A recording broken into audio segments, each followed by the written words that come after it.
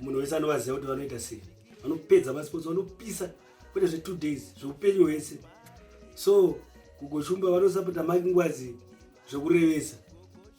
Saka ndati album isati rambobuda yanombonzwi sochi gogoshumba vanzwe dzinoda kuita sei, dzinoda kubuda dzacho. Saka inoda kuimbirei 2 chete zvidimbu zvavasarudza kuti aiwa izvi zvinopisa tosapota.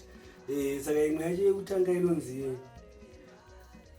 zvakagara zvakadaro mukandanana vanhu chasara kurambana, chinenge chave kutodiwa kuita muvhoni seambulenzi kuchema uchienda, zvozvekuzofamba uchidhisa akakuramba uchifungidzira kuti pamwe uri kufinhura, apa uchitouraya zita rako kune vamwe vachazoda kugara newe mangwana.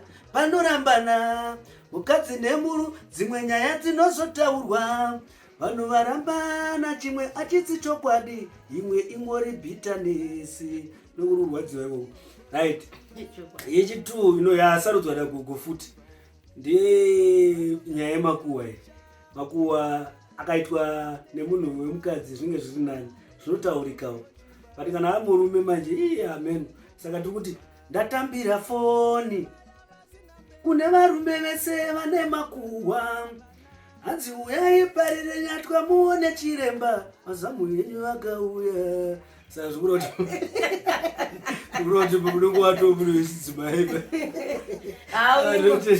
totenda kukuvaita basa taputana takuna tinotenda nhasi ndafarawo mhuri yeZimbabwe, ndafara zvisingaiti. Makingwazi ndomuteera kwemakore akawanda ndichifarira zvaanoimba.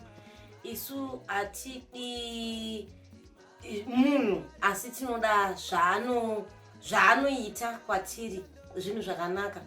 Uyezvo mameseji anodzidzisa isu, tingave tiri masvikiro kana tisiri masvikiro, asi chero ndikava svikiro ndiri munhu wenyama, tinofara tese. Asi munofanira kuteerera mameseji aanenge achitaura kuti ari kutaura kuti kudii, zvinovakei, zviri kuumbei mukati meupenyu hwemhuri yeZimbabwe, kubva mukati memhuri yeZimbabwe kusvika kunze kweZimbabwe. Mumwe nemumwe ane nhamo yake mukati mekurarama.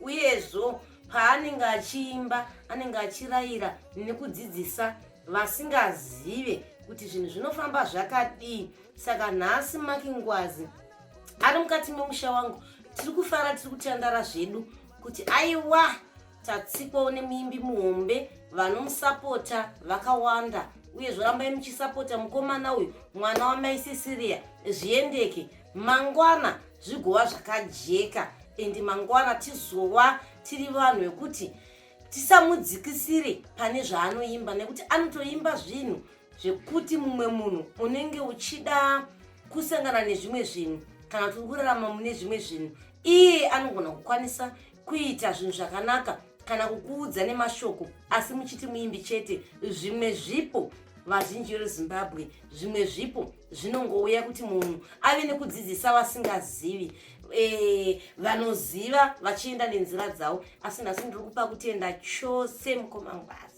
Ndotenda Gogo watauri kuya kualbum launch musi wa28 August. Bhazi aritsika ari mugomo. Achokwadi. Vanenge varipo muchavaona. Ndinenge ndiripo ipapo ndichikurudzira kuti basa rifambe zvakanaka, nekuti zvaanoimba haashore asi anodzidzisa. Saka ini ndakamufarira, ini ndikamuda zvekuti. Saka mhuri yeZimbabwe tosangana musi wa28 August kwaMakingwazi. Mawana yo.